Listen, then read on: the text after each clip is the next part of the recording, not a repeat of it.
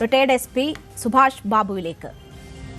ശ്രീ സുഭാഷ് ബാബു, ആഭ്യന്തരമന്ത്രി ഈ സ്ഥാനം ഏറ്റെടുത്തതിനു ശേഷം രണ്ടാം തവണയായിരുന്നു പോലീസ് ആസ്ഥാനം സന്ദർശിച്ചത്. ഇന്ന് അദ്ദേഹം വളരെ പ്രധാനപ്പെട്ട ചില നിർദ്ദേശങ്ങൾ മുന്നോട്ട് വെച്ചിരിക്കുന്നു. അതിൽ ഏറ്റവും പ്രധാനം ലഹരി വ്യാപനം തടയാനുള്ള ശക്തമായ നടപടി ഉണ്ടാകുമെന്ന സന്ദേശമാണ്. അതിൽ തൂഫാൻ എന്ന പേരിൽ ഓപ്പറേഷൻ ആരംഭിക്കുന്ന കാര്യം അദ്ദേഹം സൂചിപ്പിക്കുന്നു. അതിനുശേഷം പോലീസിൽ ചില മാറ്റങ്ങൾ വരുന്നു എന്നതിൻ്റെ സൂചനകൾ നൽകുന്നു. അതിൽ ഏറ്റവും പ്രധാനം ഗുഡ് മോർണിംഗ് പറഞ്ഞ് ആളുകളെ സ്വീകരിക്കുന്നത് മുതലുള്ള പോലീസിന്റെ സമീപനത്തിൽ വരുത്തുന്ന മാറ്റങ്ങളാണ്. പോലീസ് ട്രെയിനിങ്ങിൽ ഉൾപ്പെടെ ആ മാറ്റം ഉണ്ടാകും എന്ന സൂചനകൾ നൽകുന്നു. ഇപ്പോഴത്തെ പോലീസ് സ്റ്റേഷനുകളുടെ പ്രവർത്തനത്തിൽ ചില മാറ്റങ്ങൾ നിർദ്ദേശിക്കുന്നു. പോലീസിന് ഒരു പുതിയ മുഖം നൽകാൻ ഉതകുന്ന നിർദ്ദേശങ്ങളായാണോ താങ്കൾ ഇതിനെ കാണുന്നത്?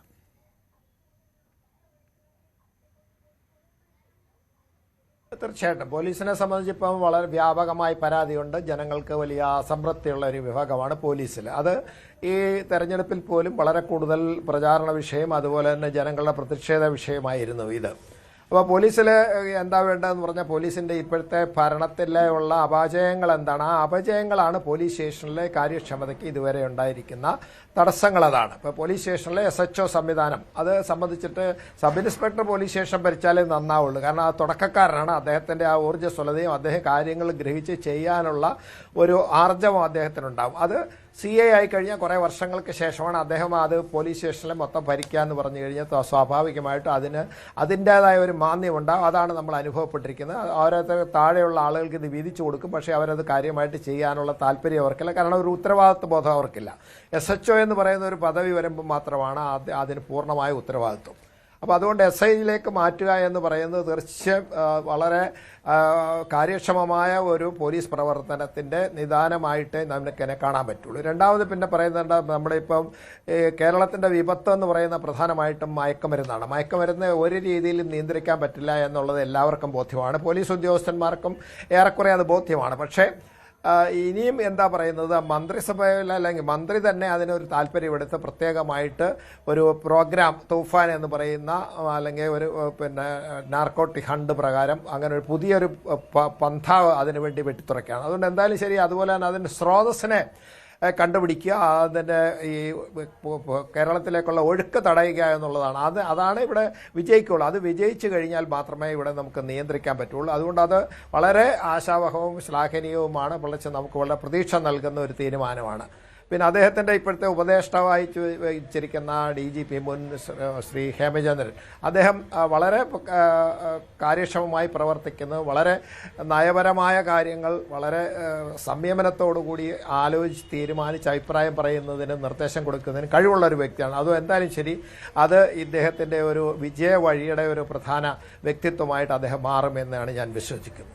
പിന്നെ പോലീസ് സ്റ്റേഷനെ സംബന്ധിച്ചിടത്തോളം പോലീസ് സ്റ്റേഷനിലെ ഈ കാര്യങ്ങളൊക്കെ പോലീസ് സ്റ്റേഷൻ ആളുകൾ ചെന്ന് കഴിഞ്ഞാൽ സേവനത്തിന് അവർക്ക് അവകാശമുണ്ട്. അത് നിയമപരമായിട്ട് പറഞ്ഞാൽ പോലീസ് ആക്ടിലെ സെക്ഷൻ 4, 5, 7 വരെ 8 വരെയുള്ള കാര്യങ്ങളിൽ പറഞ്ഞിട്ടുണ്ട്. പോലീസ് സ്റ്റേഷൻ ചെല്ലുമ്പോൾ അവർക്ക് സ്വീകരിക്കപ്പെടണം ഉള്ള അവകാശം, സ്വീകരിക്കപ്പെടാനുള്ള അവകാശമുണ്ട് എന്ന് പറയുന്നത് നിയമപരമായ വിധേയത്വമാണ്. അതായത് അതിന് ഒരു പ്രത്യേക നിർദ്ദേശം കൊടുക്കേണ്ട. അവരെ സംബന്ധിച്ചുള്ള നിയമത്തിൽ പറയുന്ന കാര്യങ്ങൾ 100% അവരനുസരിക്കാൻ ബാധ്യസ്ഥരാണ്. അപ്പോൾ അങ്ങനെ ആ കാര്യങ്ങൾ ചെയ്യപ്പെടാത്തത് കൊണ്ട് നിരവധി പരാതികൾ വന്ന പശ്ചാത്തലത്തിൽ പുതിയ ഒരു അധികാരസ്ഥാനം അദ്ദേഹത്തിലേക്ക് വന്നതോടുകൂടിയിട്ട് അതൊക്കെ കാര്യക്ഷമമായി പ്രവർത്തിപ്പിക്കണം എന്നുള്ള ഒരു ഉദ്ബോധനവും അതിനേക്കാൾ ഉപരി താക്കീതുമാണ് കൊടുത്തിരിക്കുന്നത്.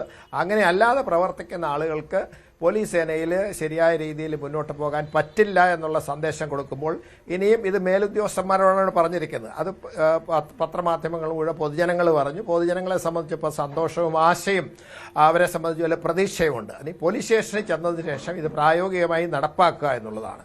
നടപ്പാക്കണമെങ്കിൽ നേരത്തെ ഉള്ള പോലീസിൻ്റെ സംവിധാനങ്ങൾ, അതായത് ഒരു ഹയറാർക്കി, അതായത് മേൽക്കീഴ് ബന്ധങ്ങൾ, മേലുദ്യോഗസ്ഥന്മാരുടെ ആജ്ഞകൾ അനുസരിക്കുന്ന ഒരു പോലീസ് സേന തീർച്ചയായിട്ടും സൃഷ്ടിക്കപ്പെടണം. അത് ഇന്നത്തെ സാഹചര്യത്തിൽ സൃഷ്ടിക്കപ്പെടുമെന്ന് എനിക്ക് തോന്നുന്നുണ്ട്.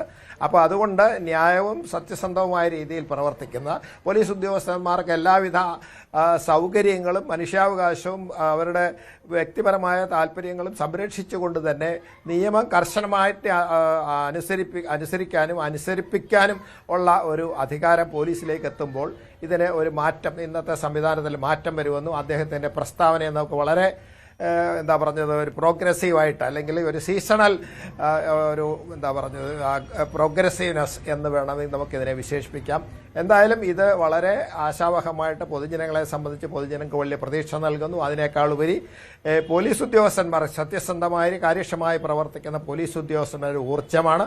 അതുപോലെ തന്നെ പോലീസ് അവരുടേതായ കർത്തവ്യ നിർവഹണത്തിൻ്റെ ഊർജ്ജം ഉൾക്കൊണ്ട് പ്രവർത്തിക്കണം എന്നുള്ളൊരു സന്ദേശം കൂടെ ഇതിനുള്ളിലുണ്ട്. അതാണ് പോലീസിൻ്റെ കഴിവ്. അത് നഷ്ടപ്പെട്ടു പോയ ചില സാഹചര്യങ്ങളാണ് എപ്പോഴും പോലീസിന് ഈ പരാജയങ്ങളും അനാവശ്യമായ ഈ അതിക്രമങ്ങളും ഒക്കെ ഉണ്ടാകുന്നത്. അത് പോലീസ് ഉദ്യോഗസ്ഥന്മാർ ശരിയായ രീതിയിൽ പോലീസിനെ നിയന്ത്രിച്ച് പ്രവർത്തിപ്പിക്കുക, ഓരോ കാര്യങ്ങളും ശരിയായ നിരീക്ഷണങ്ങളും അവലോകനങ്ങളും അതിനോടൊപ്പം തന്നെ തെറ്റുതിരുത്തൽ പ്രക്രിയകളും ഉണ്ടായ ഒരു സംവിധാനത്തിൽ മാത്രമേ പോലീസ് പ്രവർത്തിക്കുകയുള്ളൂ. അതിന് ചില വ്യതിയാനങ്ങളൊക്കെ സംഭവിച്ചു പോയിരുന്നു. അത് മാറ്റപ്പെട്ട് നല്ല രീതിയിൽ കാര്യക്ഷമമായി പോലീസിനെ പ്രവർത്തിപ്പിക്കാനുള്ളൊരു സന്ദേശം എന്നേ പറയുള്ളൂ. നിയമപരമായ ബാധ്യതയുള്ള കാര്യങ്ങളാണ് അധികവും അദ്ദേഹം പറഞ്ഞിരിക്കുന്നത്. പിന്നെ അവർക്ക് ഊർജ്ജസ്വലമായി പ്രവർത്തിക്കാൻ ഭരണ സംവിധാനത്തിൽ നിന്ന് കാര്യമായ ഇടപെടൽ ഉണ്ടാകില്ല എന്നുള്ളൊരു സന്ദേശം കൂടെ ഇതിനാൽ ഉൾപ്പെട്ടുകൊണ്ട് അതുകൊണ്ട് നമ്മളെ സംബന്ധിച്ചിടത്തോളം അത് സ്വാഗതം ചെയ്യുക എന്നുള്ളതാണ് എന്നെ സംബന്ധിച്ചുള്ള അഭിപ്രായം. കൂടുതൽ വാർത്തകൾക്ക് news 18 Keralam YouTube channel subscribe ചെയ്യുക.